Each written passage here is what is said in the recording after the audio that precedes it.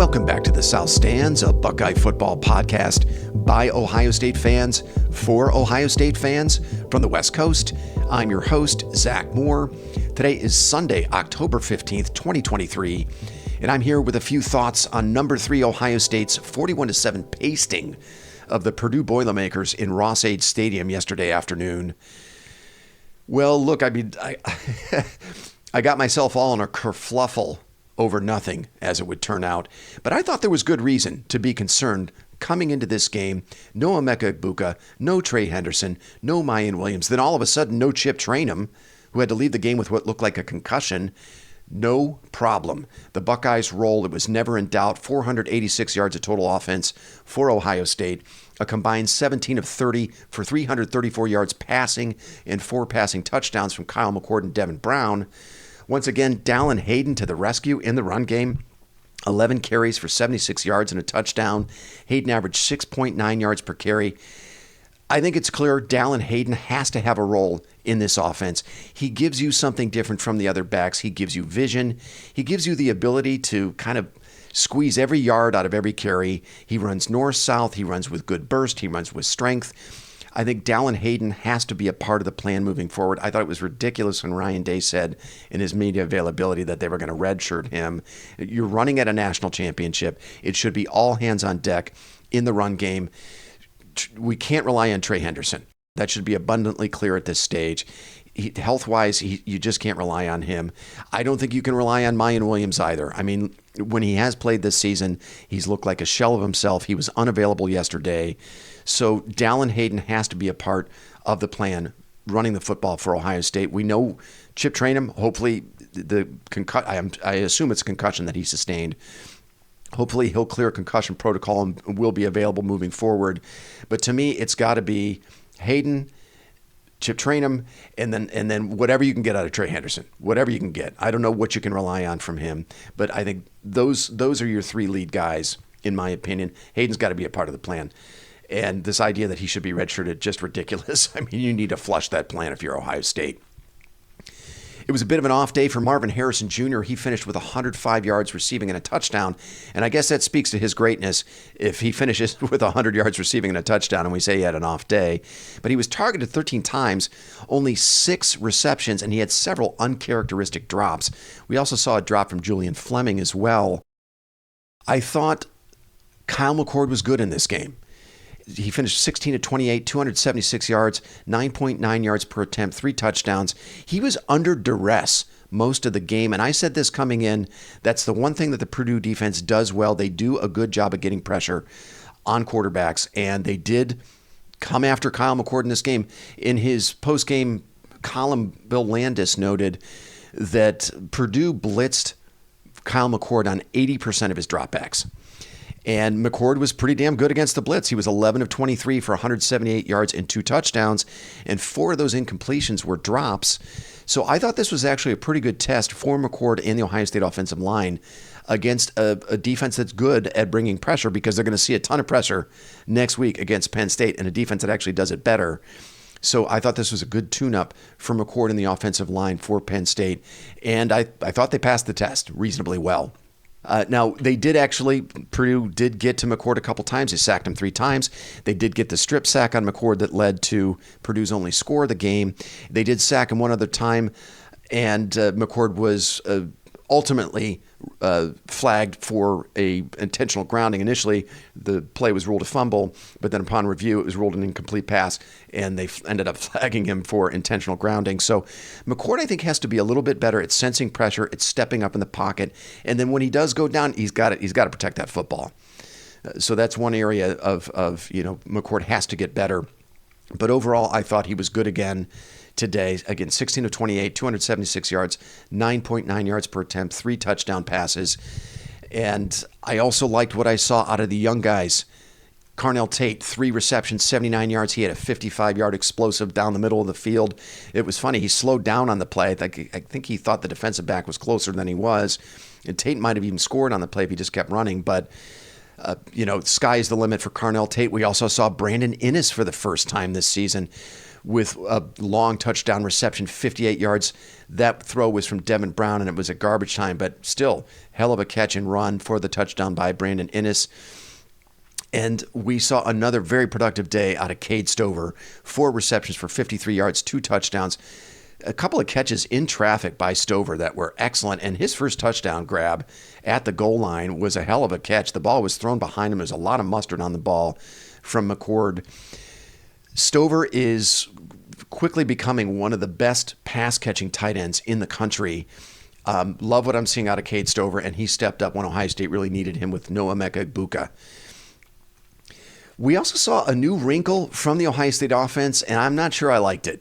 And that was Devin Brown in a red zone package. I think Ohio State needs to flush this thing. I mean, Brown did score on, I think it was Ohio State's second possession of the game. He scored Ohio State's second touchdown from 2 yards out. But then on the ensuing possession, Brown fumbles as he crosses the goal line. Look, I still maintain Ohio State doesn't get anything really different in the run game with Brown. I think he and McCord are pretty much identical athletes. And I would much prefer them hand it off to Dallin Hayden than use Brown in the run game. I'd be very, very surprised if we see that red zone package against Penn State. Ohio State cannot afford to dick around with its red zone opportunities against Penn State next week. Though I do appreciate Ryan Day trying to do something different in the red zone, recognizing that the red zone has been an area where the offense has struggled big time this season. So I give them, high marks for trying something different, though I just don't think Devin Brown gives them anything in the run game that is dynamic. And you got to take care of the football, and you can't be fumbling crossing the goal line. So I hope they flush that. I was not a fan of the red zone package. And also I think when you take McCord off the field, you interrupt his groove, you interrupt his flow. And I think the most important thing here, quarterback-wise for Ohio State, is the continued development of McCord. Don't take him off the field. Let him stay on the field. Keep, and also, don't take Marvin Harrison Jr. off the field in red zone situations either. I think they did that at least once. So not a fan of the red zone package. I'll be interested to hear what Paige and Chad thought of that. Otherwise, though, a very good day for the Ohio State offense in the face of some key absences. And I thought this game had all the trappings of a slog for the offense. I was worried that it had upset potential this game, and the Ohio State offense delivered. And, I give them credit for showing a little bit of character, a little bit of toughness in that setting yesterday in conditions that were not ideal weather-wise, to be down key personnel and to win going away, really leaving no doubt. Despite that, I thought we learned a little something about Ohio State today that was very positive. Now, defensively, look, the beat continues to go on for the Ohio State defense. We know this Purdue offense, not world beaters by any stretch, but anytime you can go on the road and hold a Big Ten opponent to 257 total yards of offense and, one score at garbage time, you have to love it. You have to appreciate it. What can I say about the Ohio State defensive line? I think they continue to evolve and are rounding into a very dangerous unit. I mean, Tyleik Williams, again, 2 tackles for loss. He batted down a couple of passes. We had a Jack Sawyer sighting yesterday. He finished with 1.5 sacks. JT Tuimoloau, also 1.5 sacks. The Buckeyes finished with 9 tackles for loss in this game. They sacked Hudson Card 3 times. I know it's Purdue. I know they have had trouble protecting Hudson Card. He's on pace to probably be sacked 30 times this season. But look, you got to celebrate the accomplishments and the small wins along the way. The Ohio State pass rush has been something we've been really critical of. But yesterday, they were very good, and they delivered as we thought they might. So give them credit for that. The Ohio State linebackers, though, it looked like it was another rough day for Steele Chambers. He had to be replaced almost immediately by Cody Simon, and actually Simon played more snaps than Chambers. 45 for Simon, only 32 for Chambers.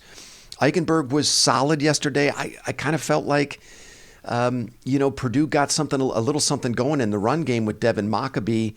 Several times Mockabee, sprung some long runs, and the linebackers were nowhere to be found. I thought a couple times the linebackers were slow, rotating over. to tackle Purdue ball carriers. Now, Devin Mockabee finished with 110 yards on 18 carries, 6.1 yard average. Now, most of those yards weren't very impactful, and I don't know if this portends issues defending the run moving forward against Penn State or Michigan. Ohio State has otherwise been pretty good against the run, but it was another off day, I thought, by the linebackers. Now, Ohio State fans are going to continue to clamor for C.J. Hicks, but I think Jim Knowles trusts Cody Simon a lot more. I mean, that much is clear, right? Simon is going to be the man, I think, that might emerge and take Steel Chambers' job from him, and will start alongside Tommy Eichenberg.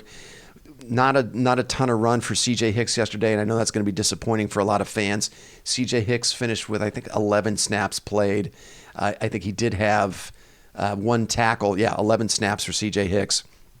I think, though, at linebacker, they got to continue to get better. It's been an off season for Eichenberg. He was a second-team All-American last year. A lot of splash plays for Eichenberg, sacks, tackles for loss. He had a pick 6 against Iowa last season, but he has not been nearly as impactful for this defense. I know he's being asked to do some different things this year, and Ohio State has been less aggressive, in blitz situations. Although yesterday I thought Jim Knowles had a little bit of cushion to take more risks coming after Hudson Card with blitzes. They blitzed a lot more in this game. I thought Ohio State did. I don't have any numbers here in front of me, but that's the one thing I'll say about this defense. The one, if we can call it a weakness, they're not as impactful at linebacker this year as last. I still think Tommy Eichenberg's a very good player. I still think he'll make some plays for this defense. We're going to see him make some plays against the likes of Penn State and Michigan. I still really trust Eichenberg. I think I trust Cody Simon. He seemed to play pretty well yesterday. Overall PFF grade for Cody Simon, 69.8. Now, there was some unfortunate news, and perhaps I should have led with this, talking about the defense. Denzel Burke had to leave the game with an injury. I don't know what happened. I did not see him go down. I found out about the injury through one of the text services that I subscribed to. I think it was the Buckeye Talk guys had mentioned that he was on the sidelines. He had to be helped off the field by the training staff. He was in the medical tent. Look, that is an injury Ohio State can ill afford, even though they do have good depth at corner. It's Jordan Hancock is the next man up, of course. I think we might see a little bit more Jermaine Matthews. Davison Igbinosun has played very well. So fortunately, there's some depth there. But Denzel Burke was playing at an All-American level. And man, what the hell is going on with injuries for the Buckeyes? Second year in a row, key personnel, their top-line guys, down with injuries. Emeka Egbuka, Trey Henderson, and now Denzel Burke. Man, I really hope all these injuries are something that will not linger beyond this week. But I just don't know what the hell is going on with injuries. Is it the playing surface in Ohio Stadium? I know, they were on the road playing at Purdue yesterday, but, some folks have blamed the playing surface on the practice field at the shoe. We know that Mickey Marotti's been getting a lot of heat from some folks on the Ohio State beat. I have no idea how to assess that part of, strength and conditioning, but I know there's been some criticism of Marotti not getting his players conditioned to the extent they need to be to avoid these types of injuries, these soft tissue injuries. Although, we don't know what Burke's injury is, but man, second season in a row, injuries playing a major role. So how do we evaluate this performance by the Buckeyes? I think anytime you can go on the road and get a 41-7 win against a Big Ten opponent in bad weather, shorthanded as they were, down key personnel, you have to love it. You have to celebrate it. You have to feel really positive about it. I think if we look at this performance through the lens of was it good enough to beat Penn State or Michigan? Yeah. In a lot of areas, I think it was. Now, they have to continue to get better. Kyle McCord has to continue to evolve, and I think that he will. Marvin Harrison has to be more locked in than he was yesterday, and I think no doubt he will be against the likes of the Penn States and the Michigans. But I love what I'm seeing out of the defense. I think they continue to evolve on the defensive line. I think we're starting to see them get more consistent pressure on opposing quarterbacks. They were a little loose against the run, so we do need to see some improvements, as I said, at linebacker and against the run. They're going to see much better running games in Penn State and Michigan, to be sure. But I love their depth. I love their positional versatility on defense. And I think they also offensively got some answers in the run game with Dallin Hayden that might have been a big reveal from this game. Ohio State has a back I think they can trust to get them positive yardage when they need it. Ohio State just needs to be a threat in the run game. That does not have to be their identity. As I said earlier, I think I appreciate them trying to be creative and think of and try something different in the red zone with that red zone package with Devin Brown. That's something I think they need to shelve. You cannot dick around in the red zone with that package against the likes of Penn State and Michigan. But I give them high marks for creativity. So I feel really good about this team heading into Penn State next week. I think the early line is Ohio State -5 or -5.5. I think the defense matches up well with the Penn State offense. I'm not all that taken with Penn State offensively. I don't think Drew Aller is all that. I'm not even sure Katron Allen and Singleton in the run game are very explosive. Last time I checked, I don't have the numbers here in front of me, but they're only averaging about 4 yards per carry in the run game. They're not a very explosive offense. Now, they look like world beaters yesterday against UMass, winning 63-0. But I mean, come on, it's UMass. I think it's going to be a very low-scoring game. That's my early take on it. I'd set the over/under at under 40 for sure. I don't know if that's what it'll actually be, but I think that's where the game is going to be played.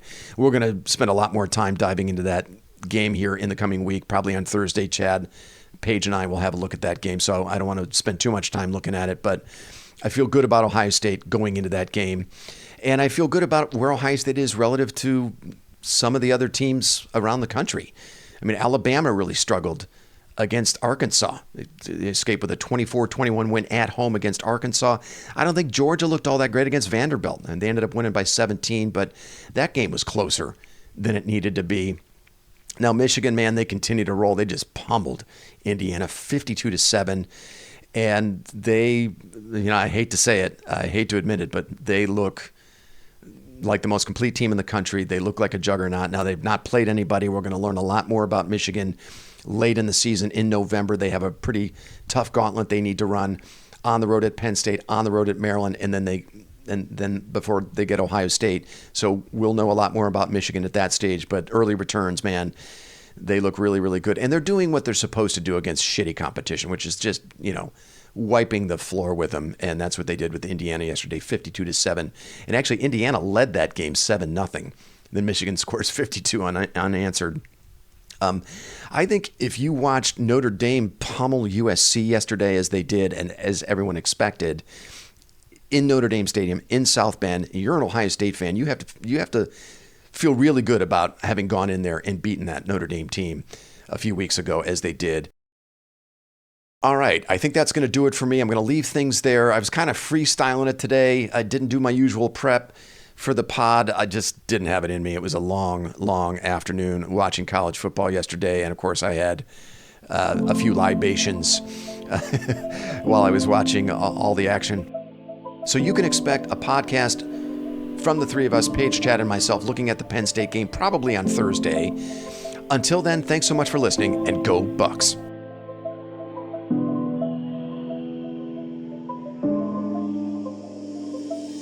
You've been listening to the South Stands, a Buckeye football podcast. You can follow us on Twitter, Instagram, and Facebook, and visit our website at southstandsosu.com.